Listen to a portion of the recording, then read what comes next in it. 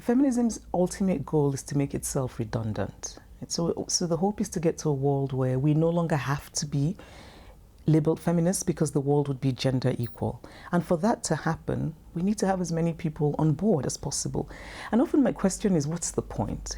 Is it about being part of this sort of special party that's exclusive and we can all get to be a little self-righteous about being better than other people? Or is it about changing the world? And if it is about changing the world, then how do we get there? So for example, I think there are many, many young people all over the world today who are labeling themselves feminist, thinking about gender, even becoming aware that gender is a problem, because Beyonce had that song. Feminist, a person who believes in the social, political, and economic equality of the sexes. You wake up, post up, round in it, flossing on it.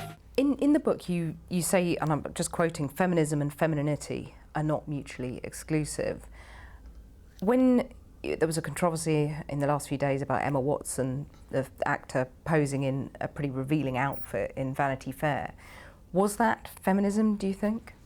Oh yes, of course, because it was her choice and because she's a woman who is in a position to have a choice. There are women who might do that, but if it's coerced or if they're doing it from a place of no power, then it's questionable.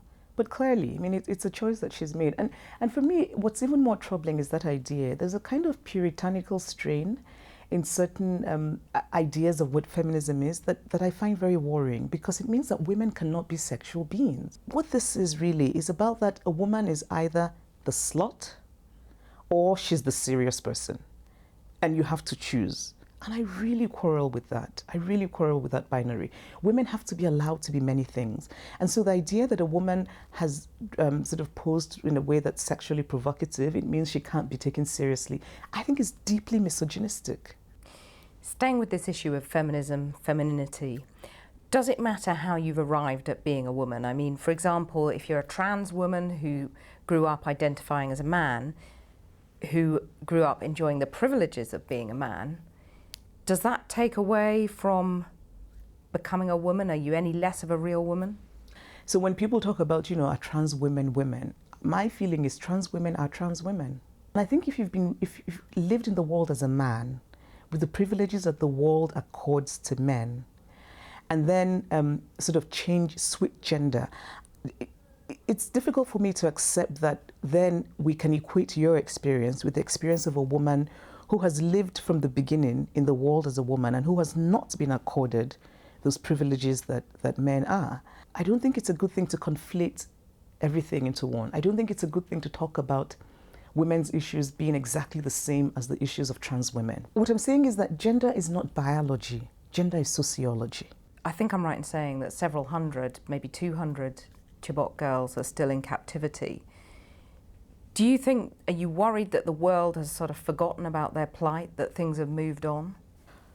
No, I'm not. And I also think it's important to say that the Chibok girls in particular got all that attention, but there are many, many other people who were kidnapped by Boko Haram, murdered by them, and I sometimes wish that they too would get some attention. Finally, you're talking at the weekend about feminism at the WOW Festival at South Bank. The world has kind of made you this feminist cheerleader. Is it a role that you embrace wholeheartedly? No. It's a role that makes me cringe most of the time. Why is that? Well, now I get sent every book that has anything to do with gender. I mean, I joke about how now even books about gardening, somebody will send it to me and say, well, it's a metaphor for gender relations, the roses and the lilies. But I don't feel that I'm the authority on feminism, and I don't necessarily want to be. So I like to think of myself as a storyteller who, from time to time, will talk about what she's passionate about, which is feminism. Chimamanda Ngozi Adichie, thank you very much. Thank you.